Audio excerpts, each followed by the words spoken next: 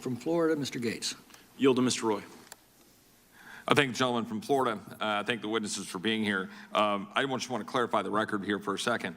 The idea that the fact that fentanyl is caught at ports of entry and that is the only place that is coming through is belied by the facts, and is belied by the facts that the Border Patrol is now distracted processing human beings, just as the judge from El Paso just described, but just ignores the impact on what that does to the actual border. The Border Patrol can't possibly catch all of the fentanyl at the ports of entry, nor catch the fentanyl between the ports of entry. Mr. Daniels, do you agree with that assessment? I do. We've had a depletion in Border Patrol because they've been taken to other areas where processing is more important. And is it your experience that fentanyl pours in between the ports of entry and that fentanyl does in fact get into our communities in mass quantities today due to our open border? Yes. I appreciate that. Now, Mr. Dunn, obviously in the introduction, I talked about you being from the county in which I live, in Hays County. You testified, Mr. Dunn, earlier that it was not just Noah who passed away in Hays County last year due to fentanyl poisoning in our community. Is it not true that 3 other Hays Independent School District students died from fentanyl overdoses in our community in Hays County last summer? Is that accurate? That's correct. And a 4th 14-year-old died in January of this year. Just a couple of weeks ago? Yes. Another and family. During the Christmas break, 6 other students were poisoned by fentanyl, but they were successfully saved. And last summer, there were another 8 who were brought back through the use of Narcan. Is that correct? Correct. Mr. Dunn, your lovely bride, Janelle, is Hispanic, yes? Yes. Do you believe that believing in a secure border makes one racist or anti-Hispanic? Not in the slightest. Her family actually holds that same position. I thank you for that. You guys have been active now in a number of organizations trying to get out and understand the lost voices of fentanyl. Is that right? Yes. Worked with Ms. Virginia Krieger. Yes. And she's lost her daughter due to Percocet that was laced with fentanyl. Is that correct? Yes. And the people that have been the lost faces of fentanyl, and I've done this before. Noah is one of these lost voices due to fentanyl now. He is now. I'm not sure if he's included in that picture. And these pictures are the faces of Americans who are no longer with us due to fentanyl flowing throughout our communities. Now, these are young individuals who are not here today. Now, Noah's not here today. Do you care precisely whether or not fentanyl is coming through ports of entry or between ports of entry, or was your family directly impacted because fentanyl is flooding into our communities one way or the other? However it gets here, it's here. And in your experience talking to other family members and talking to law enforcement personnel, is it your observation and belief that the overwhelming flood at our borders, distracting Border Patrol from being able to carry out their duty to stop the flow between the ports of entry or do inspections at the ports of entry, is resulting in more fentanyl pouring into our communities that is then resulting in the death of Americans and, in fact, the death of migrants in the process?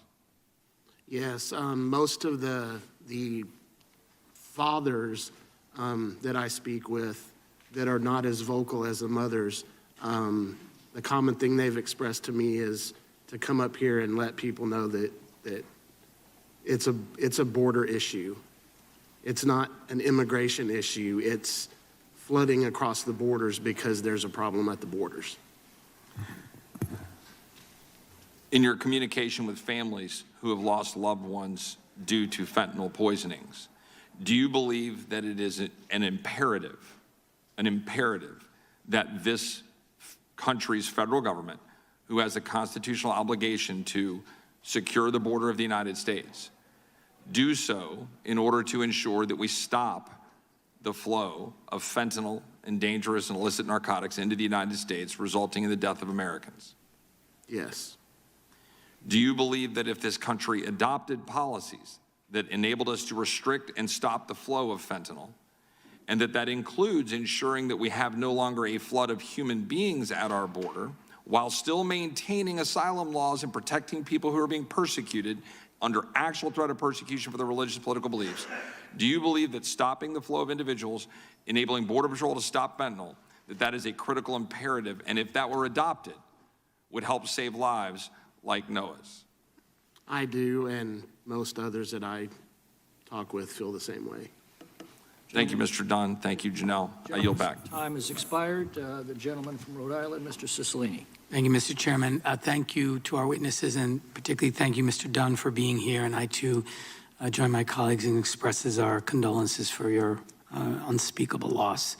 Mr. Chairman, the House Republican Border Security Plan is one of the most extreme stances this body has seen on immigration in recent history, and that's saying something. It's so extreme that dozens of Republican members oppose it, and some have even called it un-American. The Republican plan would effectively shut down asylum, including families fleeing communism, totalitarian regimes, and unaccompanied children desperately seeking refuge. This is not only a moral failing to asylum seekers fleeing persecution, it also defies existing laws. We have obligations under international agreements and U.S. domestic law to accept and protect asylum seekers. We can't just ignore these obligations because some want to prey on anti-immigrant and xenophobic sentiments to gin up political support. This is sadly an ongoing and blatant attempt by our Republican colleagues to use fear tactics to scare us into turning immigrants away and to demonizing people coming here in search of a better life. We cannot and should not do that. Democrats have put forth proposals that will actually help fix our broken immigration system and secure our borders in a safe and humane way. We've proposed legislation that addresses the root causes of migration, improves border security, and creates additional legal pathways for people to enter the United States. In fact, the 2023 Omnibus Bill, which we passed in December, even included funding to help Customs and Border Patrol stop dangerous cartels, the actual cause of drugs being smuggled into the country, not asylum seekers, by the way, but our House Judiciary Republicans unanimously opposed the bill. So yes, there's a crisis at the border, but it's not the one that the Republican leadership is shouting about. And so, Judge Samaniego, I want to ask you, in your capacity as El Paso County Judge, you meet with many migrants who enter the United States via the El Paso port of entry, and you work very hard to ensure that they're treated with dignity here in the United States. Can you describe what your sense is of why these migrants are entering the U.S., and are they in fact seeking asylum? I'd like to comment about Border Patrol, and that is, you know, we've been talking about what they have to do, and you're pushing them in to do other things. And I can tell you that if we weren't doing our jobs, and I said earlier, we're pushing that you know, back to them, very limited, space is limited, personnel is limited, and we're pushing it back to them.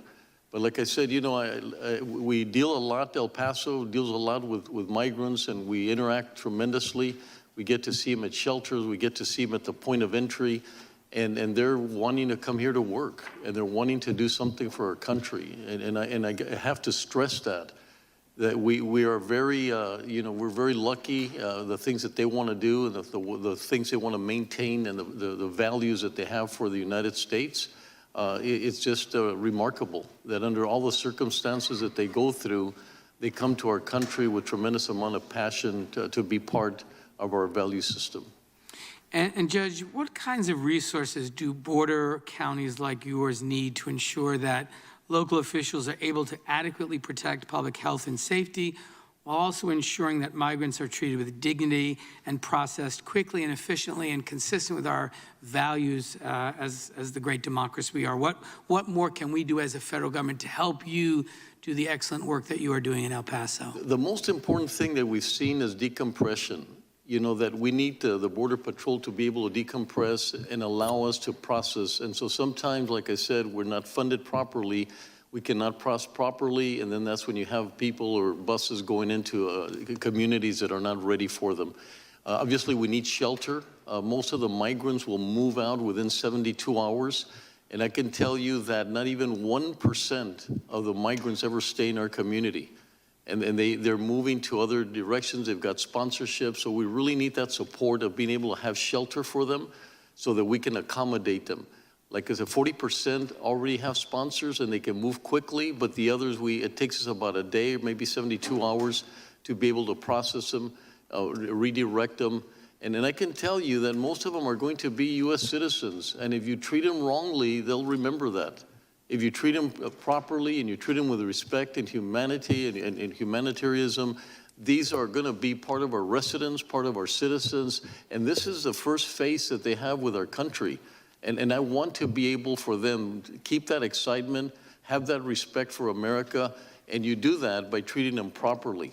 So we need shelter, we need food, and we need to be able to use our strategy. Our strategy works. And I wish that someone would take the time to look at what we do for 4 years now. We've been working on this strategy. The gentleman's Thank you, time Judge. has expired. I'll now recognize myself for 5 minutes. I think this discussion has brought out something that Border Patrol officers told me when I toured the border in the Yuma sector recently. Don't send us more money, they said. They'll only use it to process illegals faster into this country. And I think that the testimony has been bringing that out very clearly today. Since Joe Biden canceled the Remain in Mexico policy and ordered ICE not to enforce court-ordered deportations and abandoned the border wall and signaled to the world that America's borders no longer mattered, we've seen 1.7 million illegal aliens deliberately admitted into this country, and another 1.2 million known gotaways have entered while the Border Patrol's been overwhelmed changing diapers and taking names. Now, that is an illegal alien population of 2.9 million. That is the entire population of the state of Mississippi, just since this administration changed these policies and precipitated this crisis. And as the Democrats' witness testified, illegal aliens are now being rapidly and efficiently trafficked by our government to every community in our nation.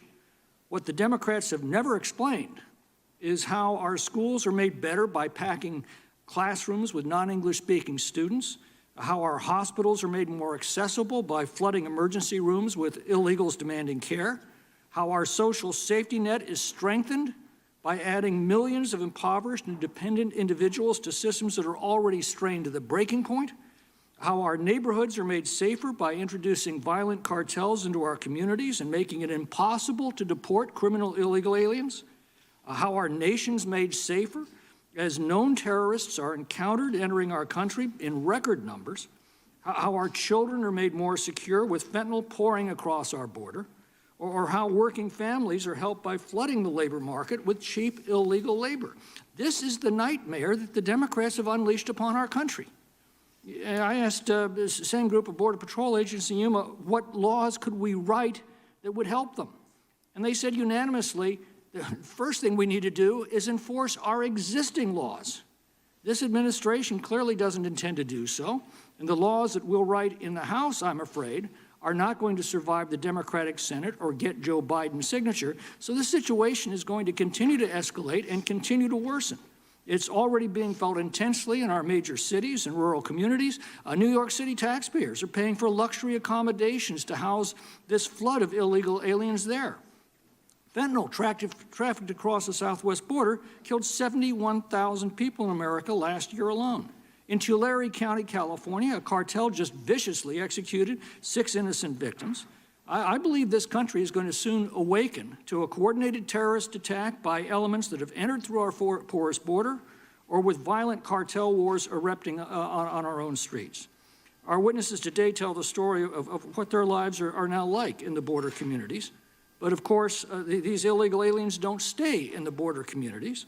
They are being trafficked to every community in America. So I'd like to ask Sheriff Daniels what he believes our communities should expect as this mass illegal migration makes its way from his community to ours. Thank you, Congressman. Let me start off by saying this. I know we're hitting on immigration, and I'm here on border security, but I will say this. You made a comment that they don't stay in our border communities. There is one instance they do stay in our border communities. That's when they die. Over the last 2 years, we have over 1,000 migrants touch U.S. soil, come across our border illegally, that have died, that sheriffs, the 31 sheriffs on the border have had to process as homicides until proven otherwise. That's 1,000 migrants under inhumane conditions, smuggled by the criminal cartels that we've left in our border communities and left families in Mexico mourning. So there is a consequence to this open border. Second of all, these sheriffs, these police chiefs, these communities are doing the impact And I've heard it from Democrats, I've heard it from Republicans. I'll say this to y'all, I didn't drive out here or come out here 2,000 miles with a political agenda. I came out here with a public safety agenda, and that is to protect all people. But you got to do that by starting with border security. That's where it starts. Then we got to look at our immigration laws. And I agree with you, Congressman. We have the laws to address it. Legal, legal, legal. And I'll say that. They can come to any port. I can promise you, my two international ports in my county, they don't come there. The only time we saw asylum claims on our two port of entries was when the cartels were having an internal rift and shot over 40 people. We watched it happen from our international line in my county. We had cartel members claiming credible fear that were allowed in our country, that just executed somebody and then come in and claim credible fear because the other side was trying to kill them. So we have a problem on our border. We truly do, but we need you all's help. You all's help to do it, to fix it. Thank you. My time's expired. The gentleman from California, Mr. Swalwell. Mr. Dunn, thank you for coming today, and we all share your love and passion for NOAA and the determination to get something done. And I have a family member, by the grace of God, is alive today after addiction, and also sadly know somebody who has died because of fentanyl. I also believe there's bipartisan support to take on China for its role in exporting fentanyl. And Sheriff Daniels, also thank you for doing a very hard job. Thank you, Congressman. Two brothers who are deputy sheriffs, and you've got a very, very tough job, especially just where you are in the world. Would it help your job or hurt your job if you had 20,000 more Border Patrol agents assisting you on the Texas-U.S. border? Speaking on behalf of, Congressman, on behalf of my brothers and sisters from CBP, I would say that would help. Yeah, I agree. And we passed legislation in the Senate that would have done that, and I wish we could get a vote on that in the House. I also just want to talk to you. My brothers sometimes are a part of raids. You know, it's a car stop. You take guns and drugs out of the car. You put them on a table. You have a press conference. It's a deterrent to future criminals, and you show and hold up the law enforcement who did that. Sometimes they raid houses on search warrants, and again, they find illegal drugs and guns and paraphernalia. Do you consider those types of raids that your department have done, are those successes or failures when that happens? They're a little bit of both, I'll say, Congressman. A failure because the drugs are in the community, but a Yes. success because you all caught them. Yes. The reason I bring that up is because I think too often many of my colleagues on the other side have rooted on some of the chaos around this issue and don't want to be a part of the solutions or the change.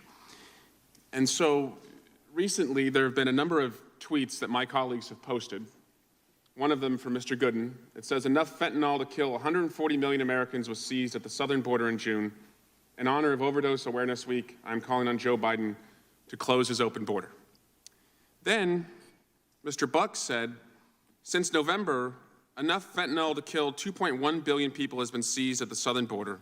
We must secure the border and protect our children and families. The chairman of the Republican caucus, Ms. Stefanik, said over 800 pounds of fentanyl were seized at our southern border in October. This is Biden's border crisis. And this is just cheering on chaos instead of honoring the police who did the tough job, the hard work, and seized the drugs and took them off the streets.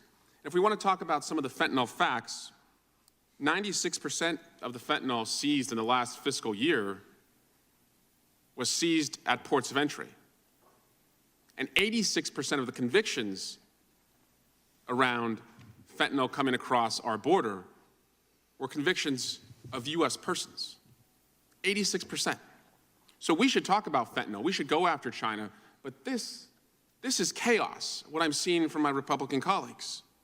And when George Bush had successes, rightful successes, stopping the war on terror, I never heard my Republican colleagues say, well, someone was stopped from carrying out a terrorist attack. This is George Bush's terrorism crisis. We should celebrate law enforcement. We should not deride them and use them to make points that actually don't even land because the fentanyl crisis is not happening where you all are claiming it's happening. So I will take this opportunity, and I'll thank Sheriff Daniels and the men and women he works with, and I'll thank CBP for the hard work they do. And I invite my colleagues to join us not in chaos, but in change. And finally, Mr. Roy's bill that is a part of this hearing would seek to end asylum, an asylum process that has brought to the United States some of the best minds in science, some of the best athletes in the world, some of the best diplomats like Secretary Madeleine Albright. One person recently said, with respect to Mr. Roy's bill and proposal, "Are we stupid? Come on. This country was based on good minds. Look at Albert Einstein. We gave him a piece of paper to come in. We are letting the Albert Einstein of this modern time slip away." It wasn't a Democrat who said that.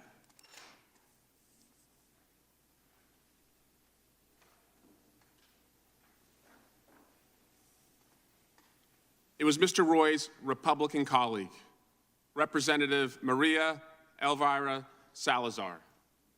So I invite my colleagues, listen to your own colleagues who know better on this issue, because it could use a lot more change and solutions and a lot less chaos. And I yield back.